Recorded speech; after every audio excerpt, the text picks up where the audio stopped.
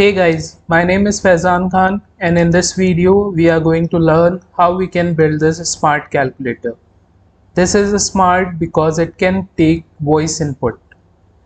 You can ask this calculator to perform arithmetic calculations for you. Suppose if you want to add two numbers, you can click on this mic button. Please add 45 and 56. So here we got the result. It is one of the applications that we all use in our day-to-day lives. This is a project which is easy to build and useful at the same time. Before proceeding ahead, you have to download Python Interpreter. Python version that we require is 3.6.0. So on the search bar you have to type Python 3.6.0 download and visit this first website link. Here once you go down you will see this executable installer. Just click on this and your downloading will start. Once this is downloaded, just open this setup file and do the installation. When you will open this setup file, at the bottom you will see add to path. Make sure you tick that. Next thing that you require in your PC is this PyCharm IDE where you will be writing your code. So visit this website jetbrains.com and here you need to download this community version. Just click on this download button and install it. And now let's get started. So we are going to build this using tkinter with easy to understand steps. So what is this tkinter? As you know, Python provides a lot of libraries to design the GUI, that is graphical user interface. This tkinter is one of these libraries which is most commonly used. It is the simplest library that we have, with the help of which we can build GUI application in an easy and fast way. And also this is a cross-platform, hence the same code works on Mac OS, Windows and Linux. So open your PyCharm and create a new project. I will be working on the same project. I'm just going to create a new Python file here. I'm going to name it calc. In the description of this video, a folder is provided to you, inside which you will see the source code file, 2 images and 2 music files. So you can paste the music files and these 2 images in the same folder where your main.py file is, or in this case calc.py file is. So now to use the tkinter, we need to import the tkinter module.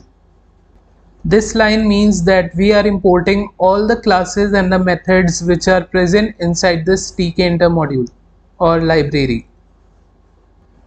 Now we are going to create the window for our calculator which will accommodate the buttons. So these 2 lines will help you to create a window. Here I have created the object of tk class. Why I created the object? So that I can access the methods which are present inside this tk class with the help of this root object variable. So one of the method of this tk class is this main loop, which keeps our window on a loop so that we can see it continuously. If I run it, so here we got the window. Now let's set the title of our window. For that, this title method is another method which is present inside this tk class. So I'm using it with the help of this root object, and to this method we have to pass the title in the form of a string. So here you can see the title. Because the size of the window is very small, that is why you are not able to see it completely, but if you drag it you will be able to see it. If I run my original project, after creating the window, what we need to design? First of all, we will be creating this entry field inside which you will be able to insert numbers. So let's see. Firstly, let me set the background color that I have used in my original project. So config is another method, and to this method I have provided the background color as Dodger Blue 3. There are various colors which are supported with this tkinter library. You can check the colors on Google. So this is how this color looks like. Let's also add width and the height to this window. For that we have another method, geometry, inside which we have to pass the width, which is 680, then height, which is 486, then this 100 is the distance from the x-axis, and this 100 is the distance from the y-axis. Let's see. Now finally let's add the entry field. For creating the entry field we have the entry class. I'm going to use that entry class, and here also I will have to create object of it so that we will be able to use its methods. Now where you want to put this entry field? I want to keep this entry field on my window, so we have to pass the object of our window, which is root. Next, whatever text that you will be writing inside this entry field will be in which font. So I'm going to provide font. The styling that I'm going to use is Arial. You can use any styling of your choice. The size will be 20 and it will be bold. Next thing is the background color of this entry field, which will be similar to the background color. And then I will change the text color to white. So after creating this entry field, if you run, you will not be able to see it because we have just created it, but we have not placed it. I mean, where you want this on your screen. For that, we have a method inside this entry class, and we can use that method with the help of this object variable. So I'll write entry field dot grid method, and to this method we have to pass row and a column value. So row will be 0 and a column will be 0. Why row and column 0? Because this is the first thing getting added on our main window. So it has to be added at the start. Let's see. So this is our entry field. Background color is Dodger Blue 3 and the foreground color means the text color is white. And this is the font that we provided. Next thing that I am going to provide is the border and the styling to that border. So here I'll mention BD for border will be 10 and the styling will be sunken here. And also I will add width to this entry field. It will be 30. So this is how it looks now. Now after creating this entry field, I will be creating all the buttons here, all these buttons, and later on I will be adding this mic button and this logo image.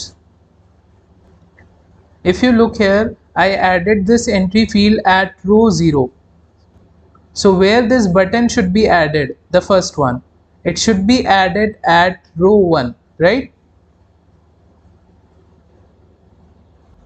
So for creating a button, we have a button class, and this button will also be in my window. So I will add root object here. Then we have to create object of this button. I'll give the name as button. Then to this button, I'm going to provide width as 5, height as 2, border 2 as well. Then the styling to the border will be sunken again. But we also have to add text to this button, right? So we will be using text keyword argument, and here since the first button was clear, so I'm going to use C for clear, and then I'm going to grid this at row 1 and column will be 0. Let's see. So here we are getting our button. Let's change the background color and the text color of it. So the background color will be Dodger Blue 3 again, and the text color will be white. And I am also going to provide font for this text. Its styling will be Arial. Let me move this to a new line so that you can see it properly. Then the size of the text will be 18 and the text will be bold. Now this is how it looks. When I click on it, you can see this white color, right? So this is known as active background color. Let me change it to Dodger Blue 3 only. So after font, I added this active background equals to Dodger Blue 3. Now if you'll click on it, you will not see that white color. In the same way, we have to create rest of the buttons, right? So what I'm going to do, instead of passing text equals to C, I'm going to pass a variable here. And inside this variable, we will be storing the text. Everything else will remain same for all the buttons, right? So here I'm going to create a list inside which I will add the text that will be on each of the buttons. So I have created this button text list. You can pause this video and create this list, or you can copy this list from the source code that I have provided you. So here this symbol for square root, you can search on Google, you will find it easily. Similarly, this pi symbol, you can get it easily. This is nothing but represents the cube root. This is the code for x to the power y. This is the code for x to the power 3. And this one is x to the power 2. And this one is for division. So after creating this list, now you can use a for loop here. For I in button text list, inside this I variable, one by one all this string will be stored, and that string, which is nothing but the text, will be added on the button. Here I need to provide indentation. Press tab. If I run at this stage, you will only see this x factorial button, because one by one all these buttons are created but are overlapped, means are gridded at the same position at row 1 and column 0. Since all of them are overlapped, so you will only be able to see this last button. If I run it, as you can see here, right? So what we need to do, we also need to change this row value and the column value on each iteration of this for loop. So I'm going to create variables here which will store row value and column value. Row value equals to 1, column value equals to 0. And here instead of 1, I will pass this row value, and instead of column 0, I will pass this column value, because inside this row value we have this 1 and inside this column value we have this 0. So no change will be there when you will run this code, right? Now what I'm going to do, when this loop will run for the first time, then I want this C button, right? So inside this I variable, we will have C text, and that C text will be added on the button, and that button will be gridded at row 1 and column 0, right? And sorry, here also I have to provide tab, and then I will increase the column value by 1, so that when the loop will run the next time, inside this I variable we will have the CE text, right? So this CE text will be gridded at row 1 and column 1, right?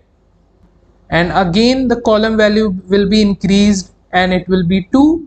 Next time when the loop will run, inside I variable we will have this square root, right? So this button will be created and will be gridded at row 1 and column 2, and this way all the buttons will be created.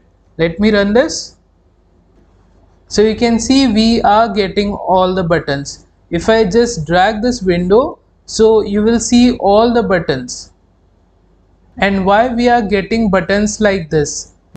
Because this entry field is at row 0 and column 0, right? So column 0 ends at this place and column 1 starts from this position. So this is our column 1, then this is our column 2 and so on, right? So what I'm going to do, I'm going to simply provide column span to this entry field, which means that it will take that many column spaces. So what I'm going to do, to this method here I'm going to write column span equals to 8. So you can see now this entry field is taking 8 column spaces. Now what I want, after inserting the button at column 7, the new buttons should be added on the next row, right, which will be row number 2. So all these buttons 1 2 3 and so on will be added from row 2. For that I will check here if column value will be greater than 7, I will increase the row value by 1 and will make column value back to 0, so that new button should start from column 0, right? Let's see. Let me add pad y to these buttons. So here inside this grid method I'm going to add pad y equals to 1. So 1 pixel vertical spacing will be there. So I hope you are able to understand this logic. Now let's add logo image just before this entry field and mic button just after this entry field. So just before this entry field I'm going to create a logo label, and on that label I will be adding this logo.png image. So firstly we need to load this image in our code here.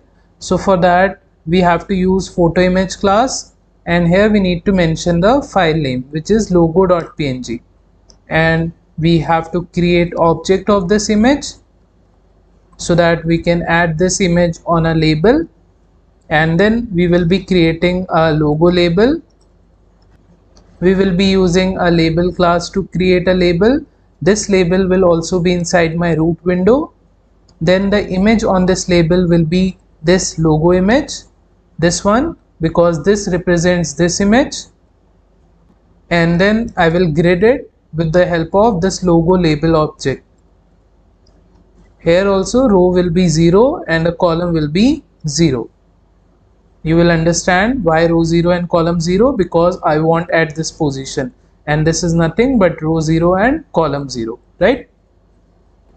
Let me change the background color of this label to Dodger Blue 3, like this, if you run it. And now let's create a mic button which will be at row 0 only, and the column value will be 7. Since I'm going to add this image on my button, so we have to create object of this image just like we created here. So I'm simply going to copy this line, and just after creating this entry field I will paste it, and here this one will be mic image, and the file name will be changed from logo.png to microphone.png. And then I will create a button which will be a mic button, and I'm going to use a button class. This button will also be inside my root window. The image on this button will be this mic image, and then I'll grid it, mic button dot grid method. Row will be 0 and a column will be 7. Now let's remove the border from this button and let's change the background color of it. So here BD equals to 0 and the background color will be Dodger Blue 3. So now the design looks similar to our original project. When I'm clicking on it, you are able to see that white color. This is again active background color. I will make it Dodger Blue 3 like this. If I run it now, you will not see that white color. Right now when I'm clicking on these buttons, nothing is happening because I have not added functionality to these buttons. So let's do that. To these buttons, I'm going to provide a command. So whenever you will be clicking on any of the buttons, this particular command will be called, and whatever code will be written inside this command, that code will be executed. So here I'm basically creating a one-line function with the help of this lambda keyword. So the syntax is, firstly you have to write this lambda keyword, then you have to pass the argument. So the argument will be nothing but I'm simply storing I variable value to this button variable. Inside this I variable we will be having all these text one by one, right? So all these text will be now inside this button variable as well, and this text I will pass to one of the function that I will be defining later on. So this click is that function. So whenever you will be clicking on any of the buttons, this click function will be called and that button text will be passed to this function. I hope you are getting this. If not, you will get it shortly. So right now let's define this click function at the top just after this import line. So def click. Since we are passing the text, so we need to receive it in some variable. So I'll receive in this value variable. If I print this value variable so that you can see what this value variable is storing, if I run it, so if I click on this C, you can see on the console we are getting this C text. Similarly, if you click on this cos H button, the text of it will be printed on the console. I hope you are getting this.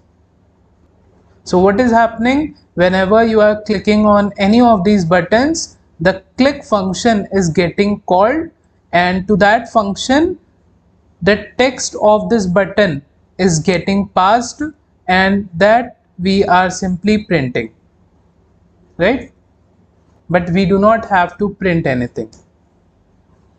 Here we will simply check if value equals to C.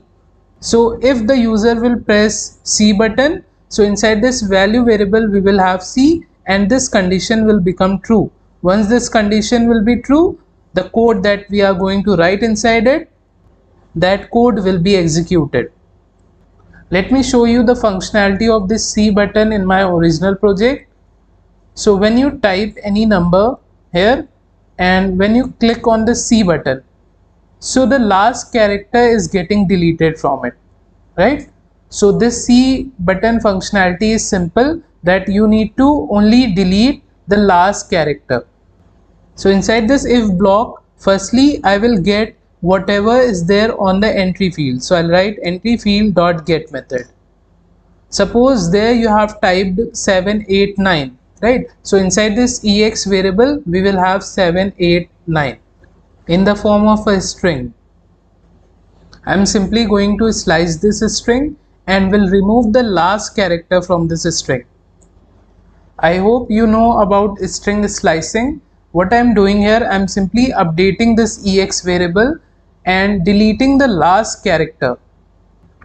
As you can see from this example, if the user enters 789 on the entry field, with the help of this expression, the last character 9 will be deleted and we will only get 7 and 8.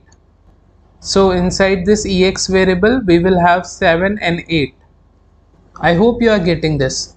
And then I will simply going to insert this ex variable inside my entry field. So I'm going to write entry field dot insert method. At the starting position, I'm going to insert this ex variable. If I run it, let me type numbers from my keyboard because these buttons are not working for now, and I click on this C button.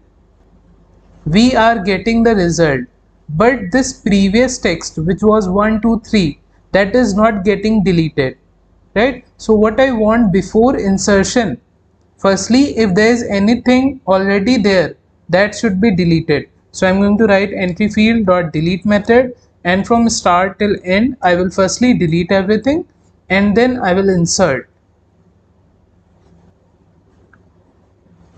If I click on the C button, you can see the last character is getting deleted.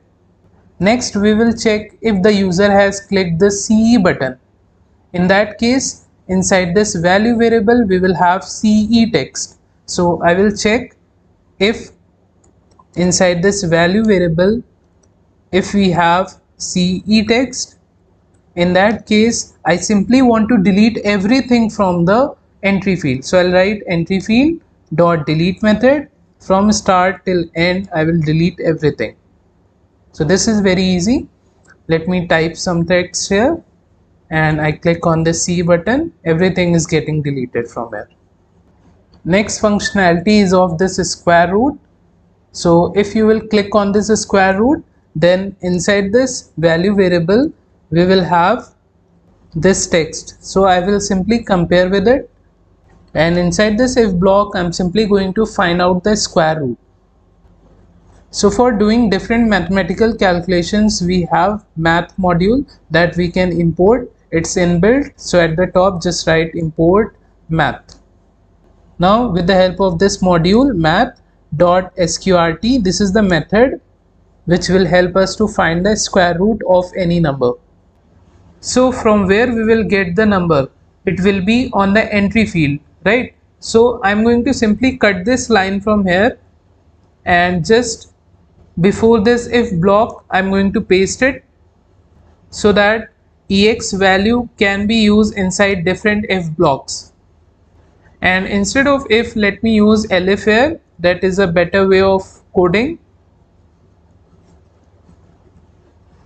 And now to this method we can pass this ex because inside it only we will be having our number, and this method will return the square root of this number that I will store in some variable answer. After this, what I have to do, just after this elif block, I have to firstly delete everything from the entry field, and then I have to insert this answer like this. Let's see. If I type some number and click on this square root, we are getting an error. The error says must be real number, not str. So this entry field dot get method returns the string. Okay, so in ex we will have the number in the form of a string. So this sqrt method cannot find square root of a string, right? So we have to convert that to integer. Suppose if I convert it to an int, let's run again. If I type 4 square root, now if I try to get the square root of this 2.0, we will again be getting an error. This time what is the error? Invalid literal for int with base 10. So this time inside this ex variable we were having 2.0, right, in the form of a string. So this float number which is in a string form cannot be converted to integer. Then what I should do? So instead of converting this ex to int, I'm going to use eval method. What this will do, whether it will be an integer in the form of a string or a float in the form of a string, this eval function will evaluate that. Means if the float value will be in the form of a string, it will convert that to float.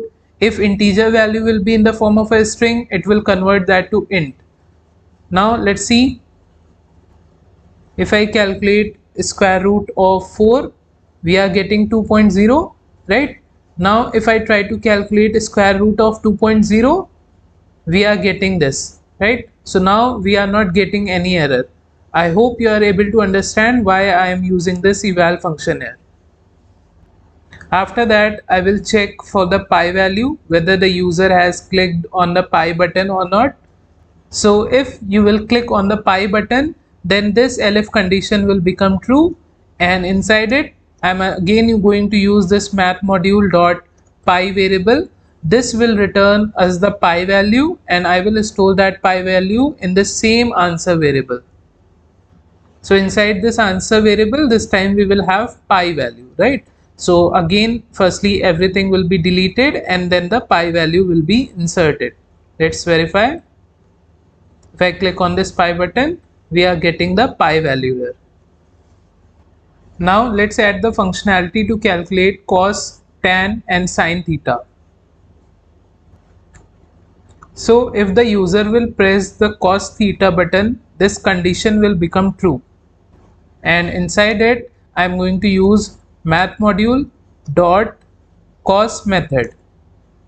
So to this cos method, we have to pass the angle in radians. So firstly, I'm going to use math dot radians method, and inside this radians method, I will use this eval function and will pass this expression, which will be nothing but whatever is there on the entry field.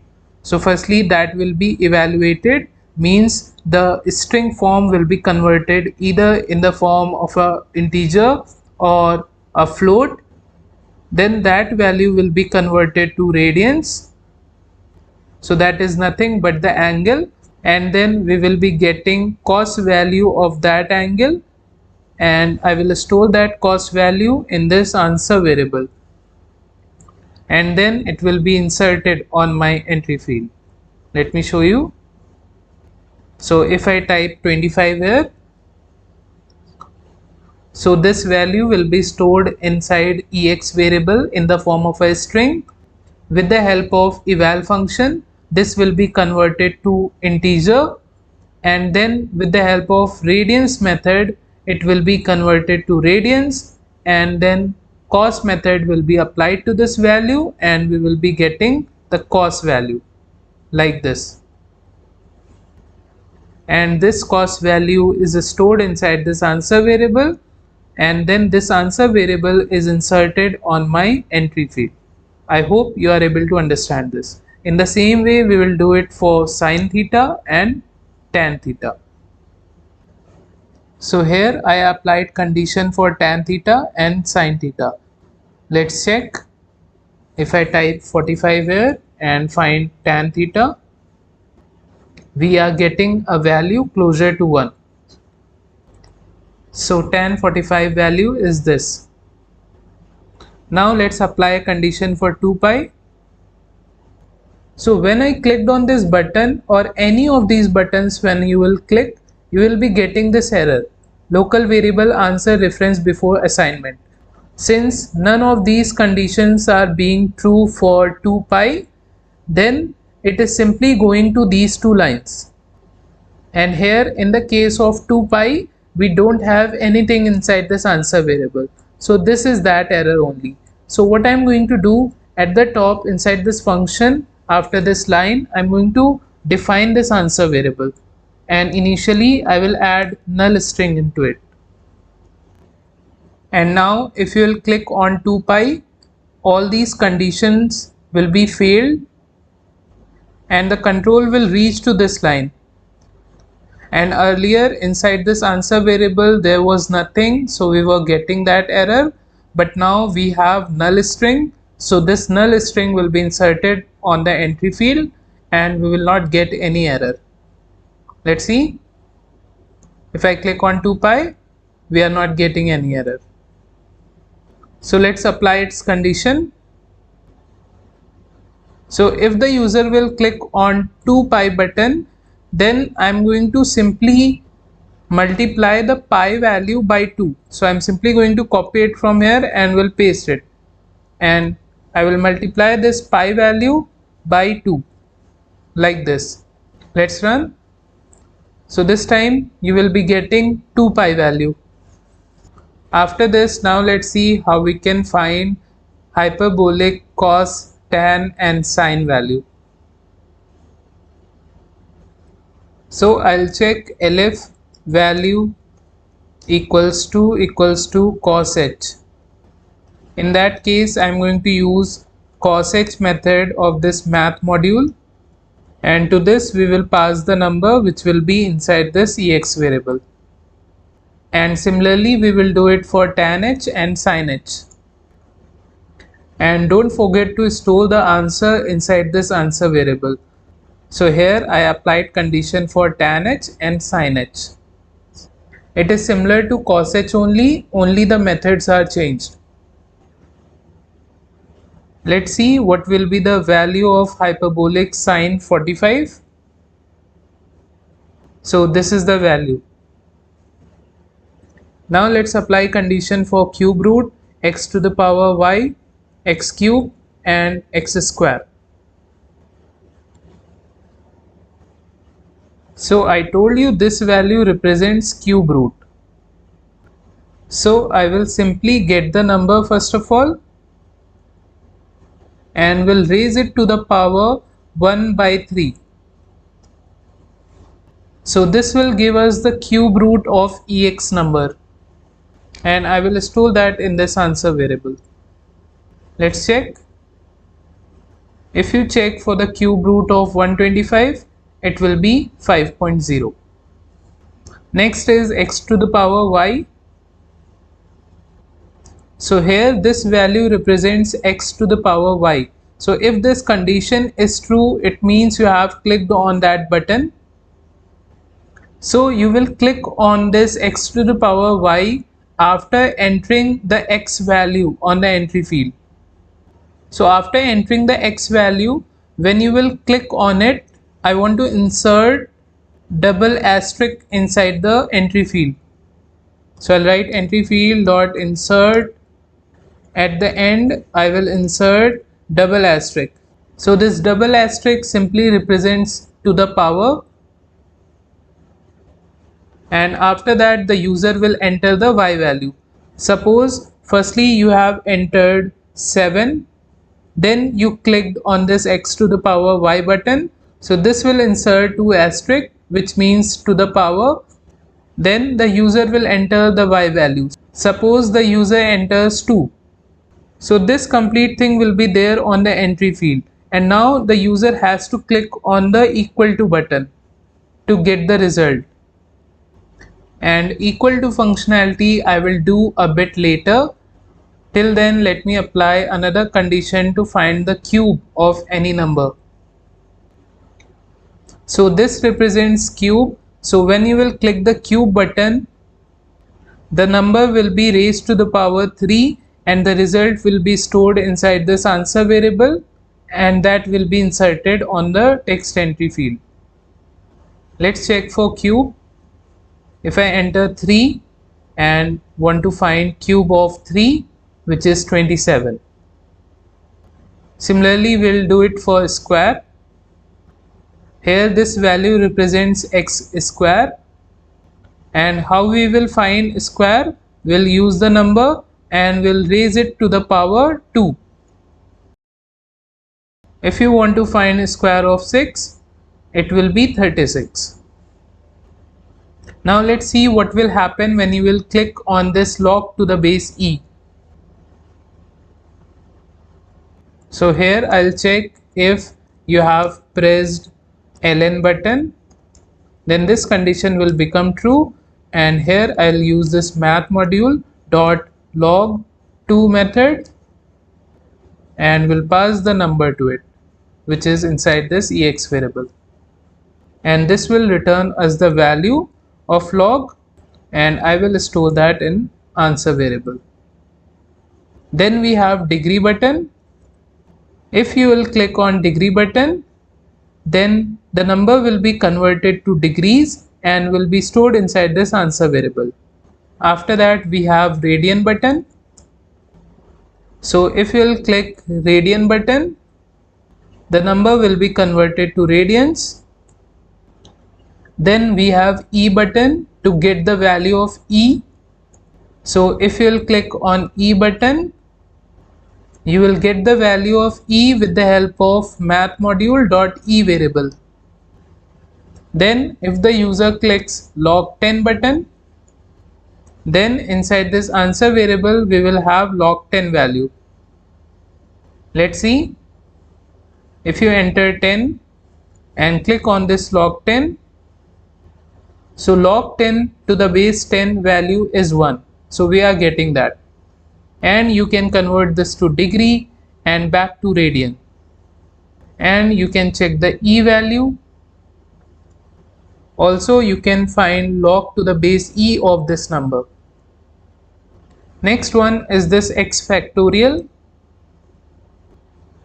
So if you will click on the x factorial button, then the factorial of the number will be calculated and will be stored inside this answer variable. And now when the user will click on the division operator, so this symbol will be inserted on the entry field. So how the user will use this division operator? Firstly, he will type some number and then will click on the division operator, and then will click on another number, and finally will click on equal to button. So we will be getting the result. And here instead of if, let me change it to elif. And now what if the user will click on the equal to button? Suppose on the entry field there is 7 divided by 2. So when I will click on the equal to button, I should be getting this 3.5 as the answer. So I'm going to apply a condition here. If the value will be equal to text, I will simply use eval function and will pass ex to it. So if inside ex we have 7 divided by 2, then this eval function will divide 7 by 2 and will return the result 3.5, and that 3.5 I will store inside this answer variable. Let me show you. If I type 7 from my keyboard and click on this division operator, what is happening? The text is getting deleted here. Why is it so?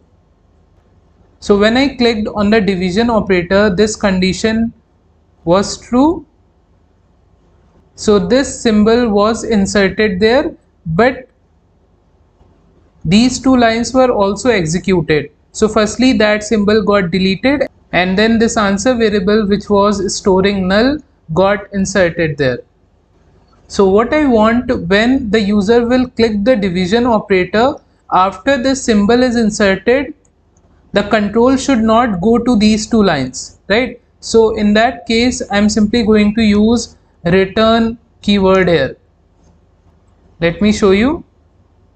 So if I enter 7 and click on this division operator, so now we are getting this division operator here. And then if I type 2 and finally click on this equal to button, we are getting the result. So the eval function simply evaluated 7 divided by 2 and return us the result 3.5. I hope you understood this. And now let's see how we can insert all these numbers and the remaining operators.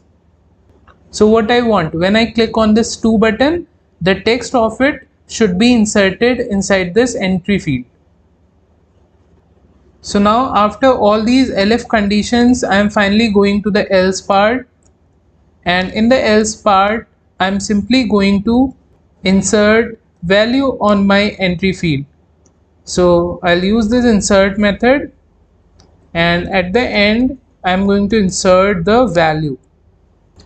So when you will click button 2, the text of it will be inside this value variable, so that will be simply inserted inside this entry field. Because when you will click 2, all these elif conditions will be false, so the control will simply go to the else part, and in the else part that 2 text will be inserted. Let me show you. If I click on this 2 button, you cannot see the text. The reason is again the same, that 2 was inserted, but after that these 2 lines were also executed. So firstly that 2 was deleted, and then the null answer string was inserted. So what I want, once 2 is inserted, after that I will simply return, so that the control should not go to these two lines. Let's see. Now if I click on this 2, we are getting 2 here. Similarly, if you will click on this plus button, we will be getting this plus. And then if you click 3, we are getting 3. Now if you click equal to, the eval function will evaluate this result. So it will simply add 2 plus 3, which will be 5, and 5 will be stored inside answer variable, and we will be getting 5 on this entry field. Now suppose you clear this entry field and there is no number on the entry field, and you click on this square root. You will be getting an error, right? This is a syntax error because there was nothing on the entry field, so we cannot find the square root.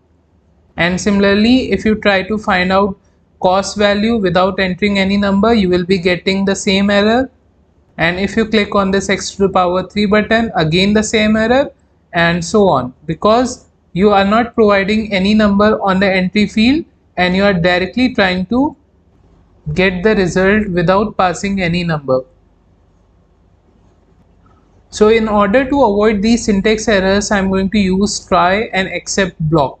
So here I am going to use this try block, and we'll keep everything inside this try block. So select everything till here and provide tab space, and you have to create except block as well, and I will accept this syntax error. So if there will be any syntax error, I will simply pass. Otherwise, if there will be no syntax error, then this complete try block code will be executed, right?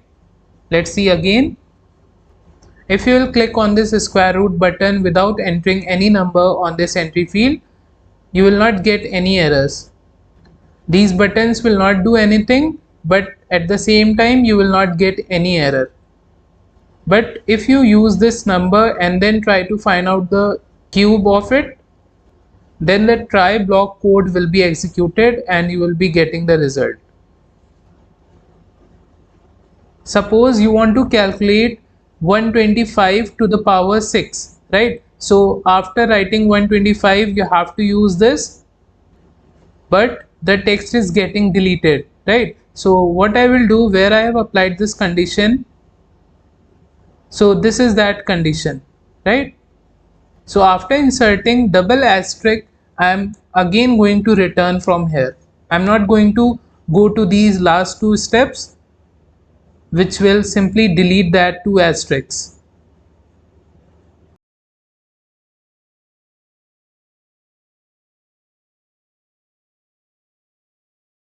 So we are getting the answer.